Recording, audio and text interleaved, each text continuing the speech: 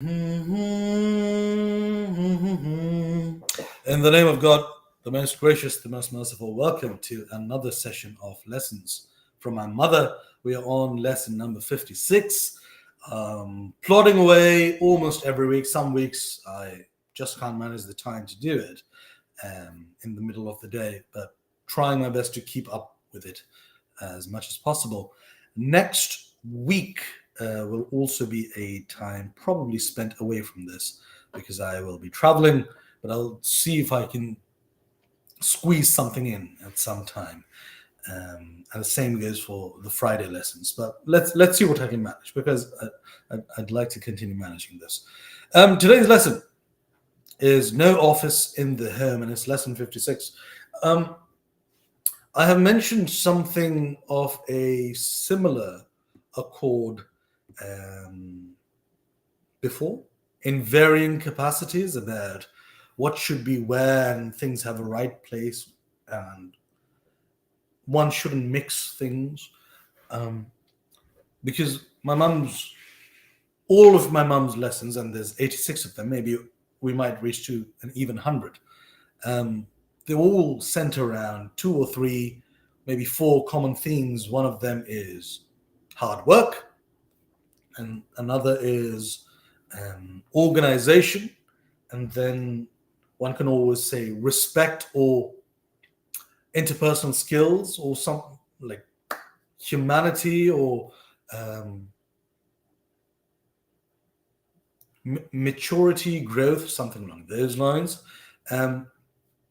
So this would come under the umbrella of organization. But one can also make the argument that it comes under maturity or sensibility.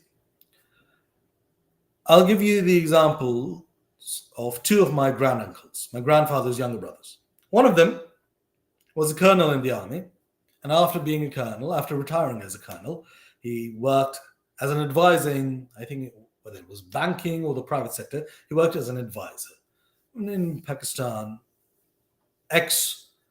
retired members of the military have gathered sufficient knowledge of people management that traditionally and even today, the government takes retired military personnel and puts them into managerial and advisory and leadership positions. You can see that in universities, you can see that in schools, and you can see that in banks or multinationals or financial district firms. You can see that in multiple locations, or in medical professions. You can see that all the time, particularly because the three longest reigning members of Pakistan's political history have been military men. Ayub Khan from 1958 to 68, Ziaul Haq from 77 to 88, and Pervez Musharraf from 1990 to 2007. They've all covered large periods of time, whereas the democratically elected leaders tend to shuffle quite a bit, and that's been the case since 1947, 48. After Jinnah's passing, that shuffling has been commonplace in Pakistan. So when military leaders come into power, they tend to stay. And what they do is they start appointing members of the military in leadership positions because then there is a clear hierarchy and then they can run the country successfully. We've seen the positives and negatives of that. So my grandfather's younger brother, the second brother, was one of these people who was appointed, and he was when you're in the military, it instills you with a great amount of confidence and the capacity to sift through a lot of knowledge and information and get straight to the point. And it gives you a lot of courage. It gives you the capacity to not be intimidated by anyone and not shy away from challenges, whether interpersonal or existential. So in Pakistan, even today, people from the military are selected to go into leadership positions. So my grand uncle used to do this work in the private sector, and then he'd come home. He'd get changed into domestic clothes, home clothes, and then he would spend time with his wife, my grand aunt, and he'd have dinner with his daughters, or whichever daughter was there at the time, because they'd get married and go off to their own houses. Um, and then he'd get back to work again. So he'd bring his files and everything home, but he'd come home at a reasonable hour. I don't know, 5, 6, or whatever. He'd come home, he'd have dinner, he'd talk to them, and then he'd go back to work. And my grand aunt and him had a very lovely, balanced sort of marriage. They had their own domains, and they were a, a, a great example of a happily married couple. So that was one format that he'd come home, and she knew what, he spent time with me, with the daughters, he's had dinner. Now he has to get back to work, and he has to work so that we can live in this house and go to these schools and enjoy these benefits and luxuries. So I can't simply say to him, "Oh, why are you working?" He'd say, "Well, if I don't, we can't afford to live here." So she was very understanding, and they had a great understanding in that regard. And she would encourage him to work harder and climb the success ladder towards higher success.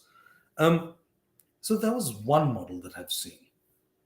His younger brother was chairman of Askari Bank or another bank. He used to live in Cyprus. Then he would travel here and there. He was a big banker, and all his children are successful in either the financial industry or in law. And he's a very principled and disciplined, focused man, and very punctual, very much on time. If I need to go see him, it's almost like booking an appointment. And I tend to enjoy that because I've lived in England and Canada and Turkey, and I've never appreciated uninvited guests. So when somebody wants to see me, they have to call me first. They can't just drop by. That doesn't happen with me, at least. And my granduncle was like that too. So he would stay late at the office. He'd go early. He'd have good breakfast. He'd go early. He'd have his things very sorted, like this is my tailor, and this is my banker, and this is my accountant, and this is my driver. And he'd have very clear distinctions of roles and responsibilities. And this is my life partner, this is my wife, and these are her duties, and I'm the husband, these are my duties, these are my children, these are their duties, and so forth. I expect this from very, very principled and measured. I would say I'm more like that than like the other granduncle. And he wouldn't bring work home. He'd stay late at the office. And also, even today, because God bless him and his wife, thankfully, they're both still alive, still healthy, and in their 80s, and may God give them great health and a long life and blessings. All my prayers for both of them, obviously. But that's also another example of a very happy, successful marriage, of how they've been running things. And people say, well, work is just work. It doesn't affect anything. In fact, it does. That's exactly what Mum had told us, that, okay, you go to school, and your job in school is to learn, and you come home and you practice that, and you learn that, and you focus on that, and you develop it further. But when it comes to going to the office, then it's best to have a clear demarcation between what is in the office and what is at home. When you come home, your brain should be focused on home issues. If the bills are paid, is there food in the fridge or in the kitchen? Is rent paid? Are your children going to school all right? Is your wife happy? Or is your husband happy? Are you fulfilling all the tasks that one needs to do to run a home and to be a successful member/leader of a family? Are you doing all of that? You can't be thinking, oh, you know what? No, I had a lot of meetings, so I didn't really have time to get the groceries. Well, that's a fault in your judgment, right? If it's your duty assigned that you're going to get groceries today, then whether you have a meeting or not, or whether you have this or not, either you need to inform in advance or you need to make sure that you do it. So she was very clear that at work, your mind should be focused purely on work, unless there's an emergency. I know some of my friends say, well, what if your child hurts him or herself at school? And I say, that's an emergency. It's an exception of the rule. And I wish I could tell society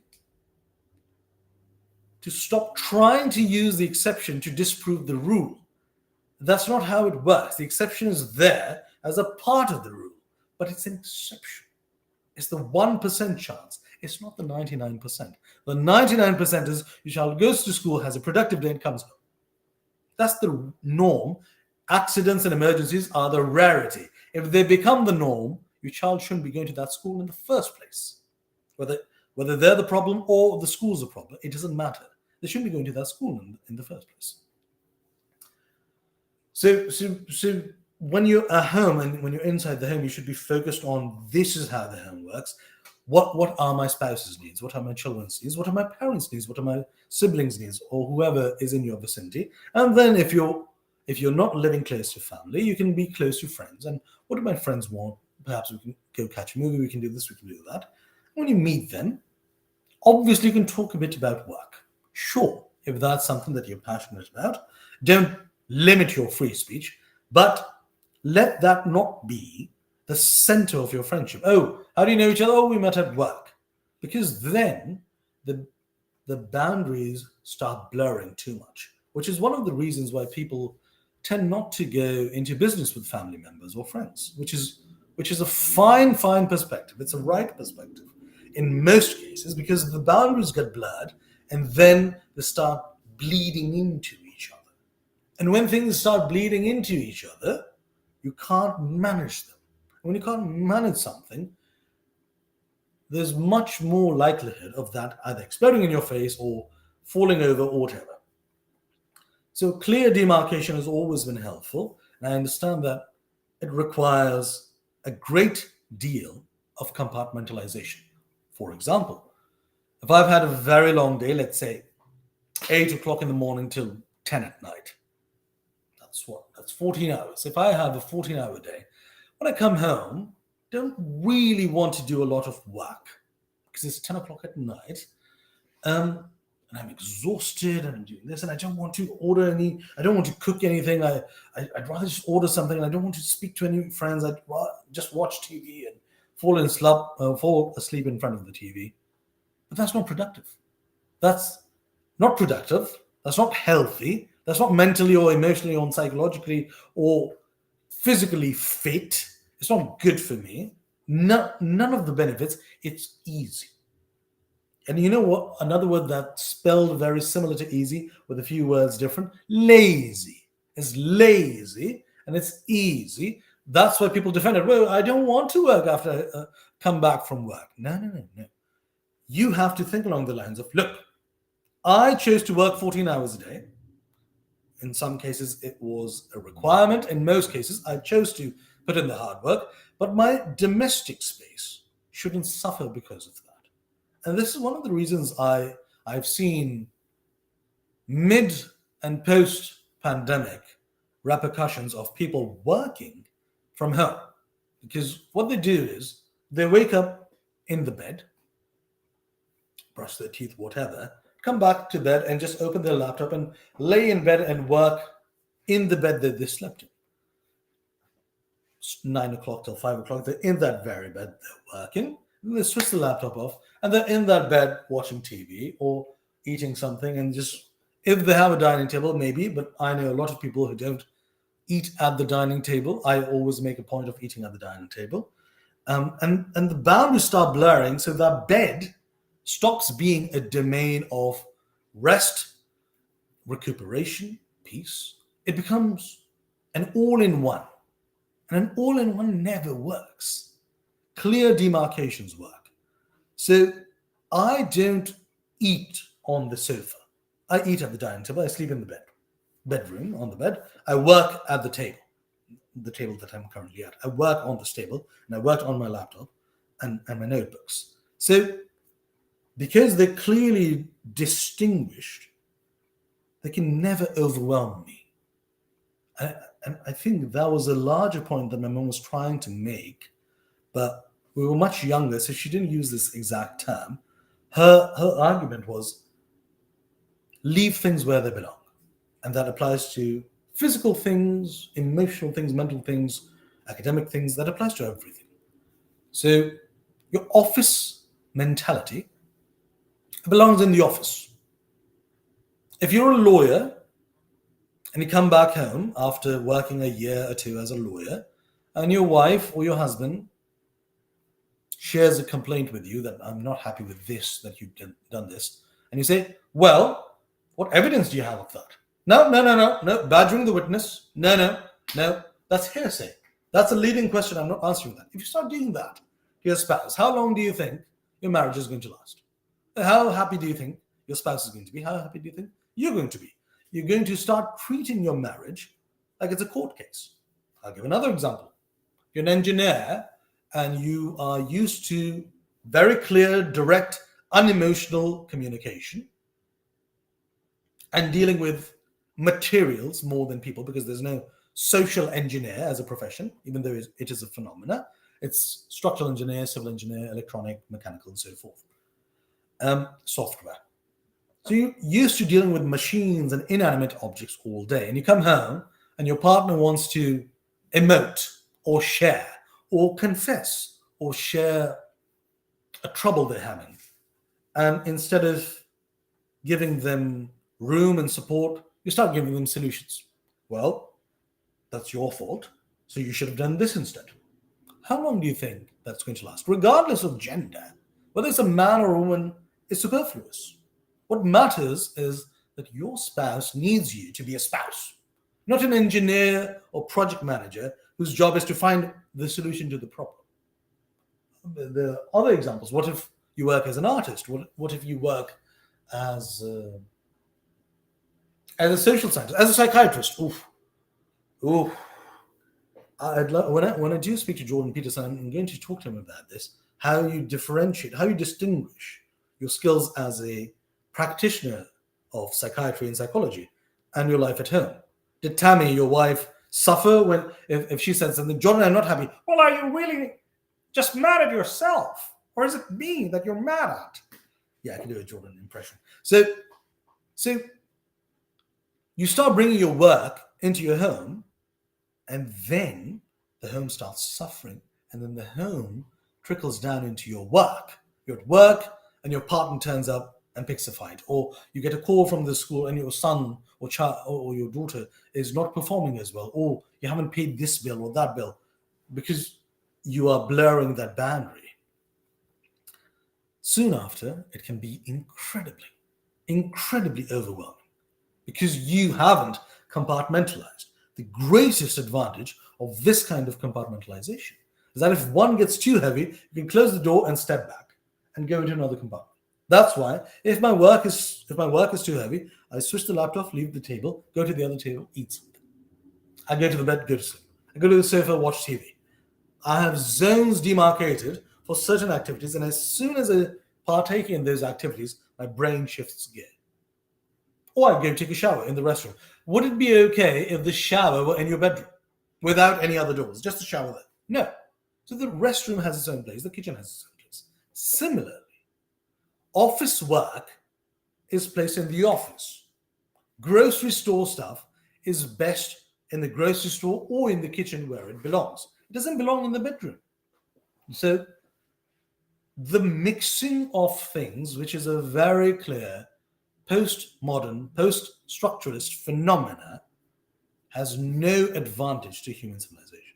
Because for 180,000 years or so, we've tended to discriminate, and not discriminate in a prejudicial sense, discriminate by separating, distinguishing, and categorizing things all the time. That's how we see, that's how we hear, that's how we sense. We focus on one, not the other. So to look at the office and say, yeah, I'll just bring work home. Today, it's one file.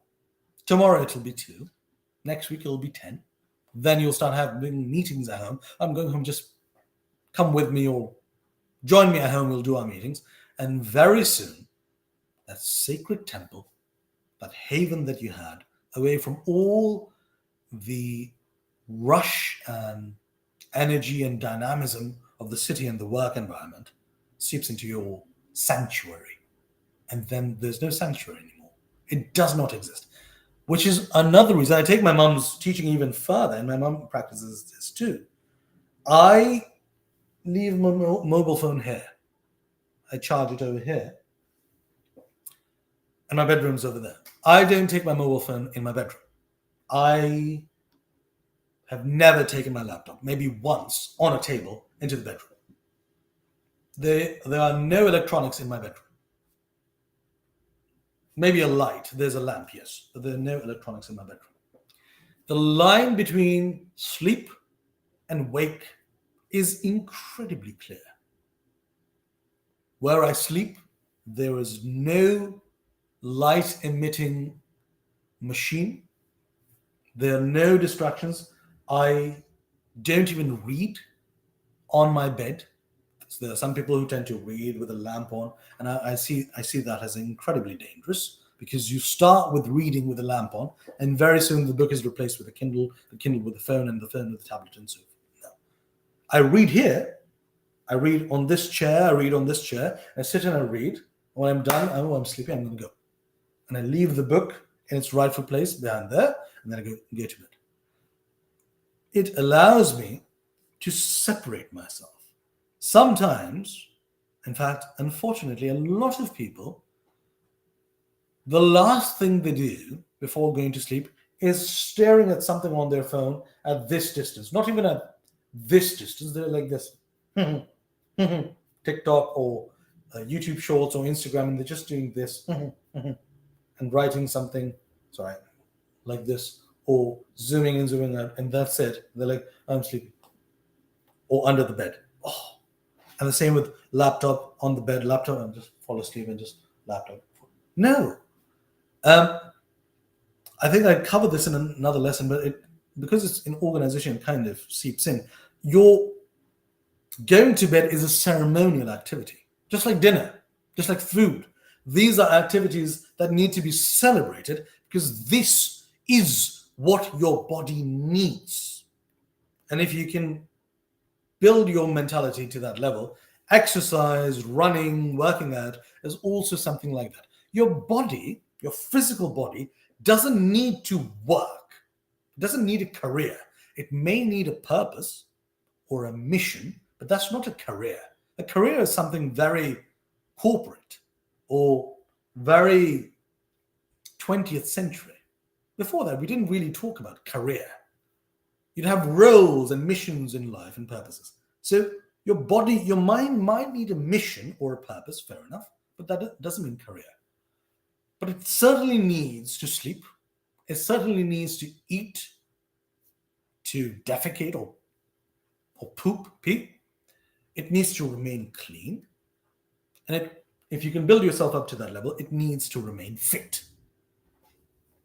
You can't do that if every time you eat, you have to be watching something on your phone and just eating as a side activity. Oh yeah, I'd rather just do this. You can't do this where you're like, oh, I'm not sleepy. I'm just going to stare at my phone until I fall asleep, and then I'm going to sleep. No. You have to embrace your sleep. You really, really do. I tend not to use my phone while I eat. It's in my pocket or it's on the charger, and never before I sleep. I use it in the loo, for sure. I use it in the loo, which is a habit that I'm going to cut out very soon. But these kinds of demarcations are incredibly useful. So whether it's the office or the home or different rooms in the house or electronic activity or food or whatever, once you demarcate zones, it compartmentalizes in your mind. And the advantage is, as soon as I leave work, right now it's the university, before that it's been ministries or think tanks. As soon as I leave it, my mind has left work. I'm not thinking about work as soon as I leave the building. And as soon as I leave home, I'm not thinking about home. Whether I've had an argument with a partner or family members or whatever, as soon as I've locked the door, put my shoes on, gone outside, into the car or public transport, blank. I'm in work mode, fully work mode. And that allows you to diminish the overwhelming burden of mixing everything together. So anyway, that was the lesson for today. I've gone on slightly longer than normal. Have a wonderful week ahead, and I shall see you next week, hopefully.